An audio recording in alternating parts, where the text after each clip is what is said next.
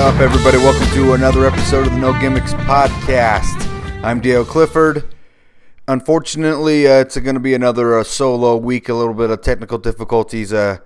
Todd Smith won't be able to join us for a Hell in a Cell review where we go good, bad, and the ugly. I just wanted to real quick thank everybody for listening and watching to our WWE Slam Crate unboxing. That has been our best video to date in the 5 months that we've been doing this show, so we really appreciate that. Keep watching that. Please subscribe to us. Keep doing that. Let's build these numbers. And now let's get into the good, bad, and ugly of Hell in a Cell. Let's start off with the first match of the night, the United States Championship. Roman Reigns versus Rusev. The good in this match, we both agreed kind of was the Roman Reigns spear to Rusev off of the stairs. Kind of the highlight of this match was when they started bringing the stairs into this match. The bad, we kind of have been thinking this for a little bit now. Rusev's new facial hair just really is an odd look for him. The ugly, the Rusev acolyte with the chain to Roman Reigns. Definitely a brutal looking move. Decent showing from those two. Hopefully this is the last time we kind of see them and Roman Reigns goes in a new direction. Now on to the next match. Dana Brooke versus Bayley. The good from this one is that Bayley picks up the win. But you know what I do have to say is I like the psychology used in this match.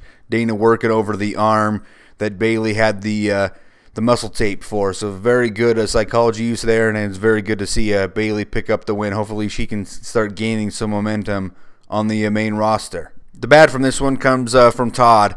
Dana's something about Mary inspired hair during the match. I didn't really pick up on that one, but Todd kind of thought that. I really was struggling to kind of find some bad and ugly from this match, so Todd gets the nod on that one. And the ugly from this one, Dana having Bayley knotted up like a pretzel during a single leg submission hold.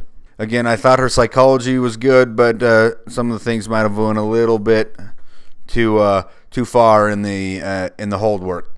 Next, we go to Enzo and Cass versus Anderson and Gallows.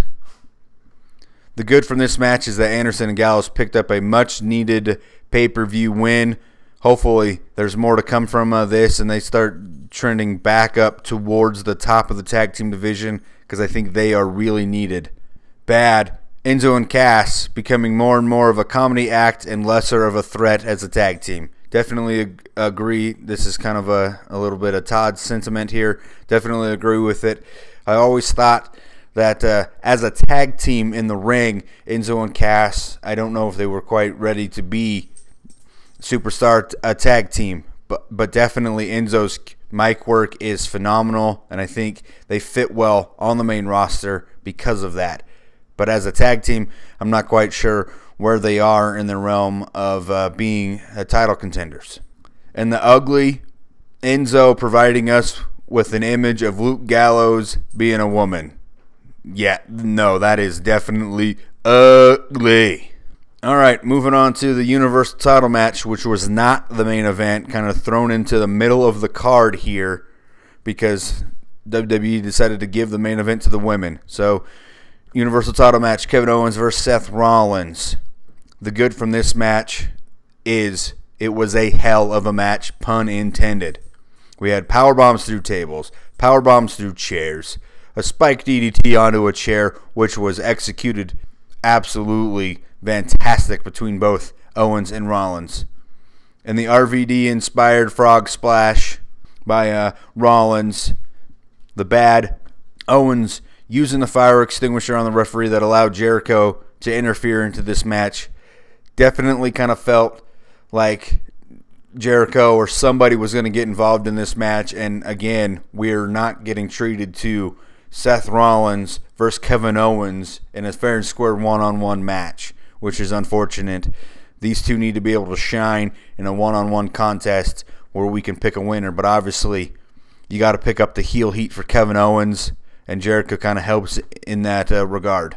The ugly, Seth Rollins' apron Falcon Arrow to Kevin Owens. Definitely brutal. And again, as we have touched on many times, WWE is moving more and more into those apron moves that you kind of see on the indie circuit. And it's really no surprise that WWE is going in this direction with the increased volume that they've turned to indie guys now on the main roster and in the company. To the Cruiserweight title match now. TJ Perkins versus Brian Kendrick.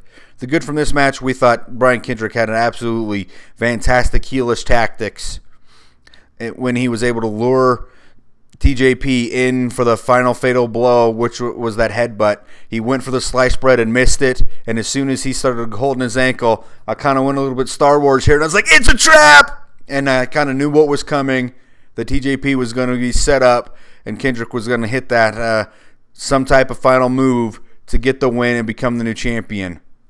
Good for Brian Kendrick. I'm not really sure, though. This is good for TJ Perkins that we already swapped the Cruiserweight title off of him. But again, I think these two are the top guys in the division, and we're just further going with the feud. The match could have been a little bit faster paced considering it's the Cruiserweights and delivered a little bit more action. Yeah, I think this is probably one of the weaker efforts. Slower paced, which as the announce crew brought up, was what Brian Kendrick wanted to do. Faster pace would have tied into a TJ Perkins, but faster pace really just shows off the talent that these Cruiserweights can do, and I kind of want to see that more often, the faster pace type of match, so that the Cruiserweights get recognized for that type of style. The ugly from this match, and I definitely agree with Todd's thought, so we're equal on this one. A live mic picking up a member of the WWE Universe uttering an F-bomb towards Brian Kendrick. Right after a TJP hit him with the corkscrew plancha, telling Brian Kendrick to get his effing haircut. Yeah, definitely inappropriate. Let's just try to be friendly here when we're talking to the wrestlers. They're out there competing for you guys.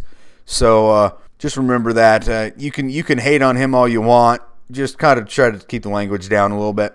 All right, next up on the card was the World Tag Team Championship match between the New Day and Cesaro and Sheamus. The good from this match, Xavier Woods walking the ropes and delivering a sick elbow drop. The bad, all right, you know where me and Todd both stand on this one. We are kind of ready to move on from the New Day, so them retaining the tag team titles is our bad, and it definitely feels like they're going to make a serious run because they're now number 2 on the title reign list, and they're going to make a run towards Demolition. I think they're going to break the record. That's part of the reason why I feel bad. I just don't think the New Day should be passing Demolition. The ugly from this match, a little bit more fashion advice, is those new orange Halloween-inspired New Day t-shirts. Last time we were talking, it was the Usos' yellow shoes. This time, it's New Day's orange Halloween-inspired t-shirt. Yeah, that thing is ugly. I don't know what's worse. I don't know what's worse. Gallows as a woman or them New Day orange t-shirts. All right, last but not least, the main event for the first time in WWE history is the women's match, and it was for the Raw Women's Championship, Sasha Banks versus Charlotte. The good, overall, this match delivered between the women. I absolutely thought it was a nice physical match between two women's competitors. The bad, the finish, kind of weak. It didn't justify or help justify this match being at the end of the show. You could kind of say the ending was kind of confusing. I'm not sure if it was an early end because, again, Sasha got injured again or really what happened, but it was just really odd. The two attempts to put her through the table that was in the ring and then her kind of just rolling down, and then you're getting the natural selection by Charlotte to end the match. And obviously part of the bad was that finish. It's like with the table spot, really not 100% sure that is exactly what was supposed to happen. Second time in that match that the tables didn't function. Charlotte went through a table a little earlier when it was posted up on the floor in between the side of the ring and the cell. She kind of leaned back into it, and it gave way, and that, I think, ended a spot that Sasha was going to try to do a little bit early there. So, yeah, tables definitely did not cooperate in part of the Women's Hell in a Cell match. And the ugly, that power bomb that Sasha took before the match technically even started through the announce table outside, Good spot, but yeah, definitely a brutal looking power bomb. So there it is.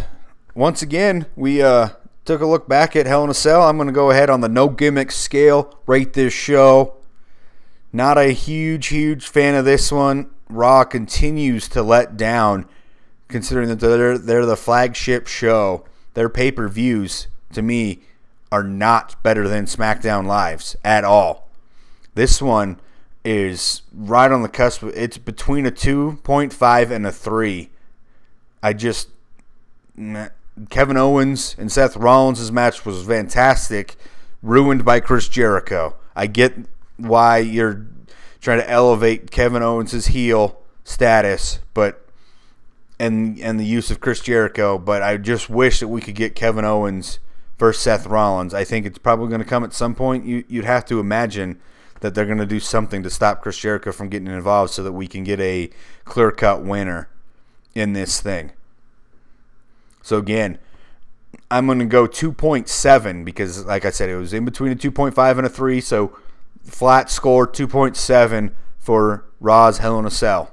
So again, please visit our official YouTube channel. You can find us by searching the No Gimmicks Podcast YouTube on Google, or if you're on YouTube itself, you can type in the No GI and we'll be the second thing on the list. If you would like to receive our notifications when we release our new episodes, please subscribe. I hope you do subscribe. We need the subscriptions to help us kind of just keep this thing rolling.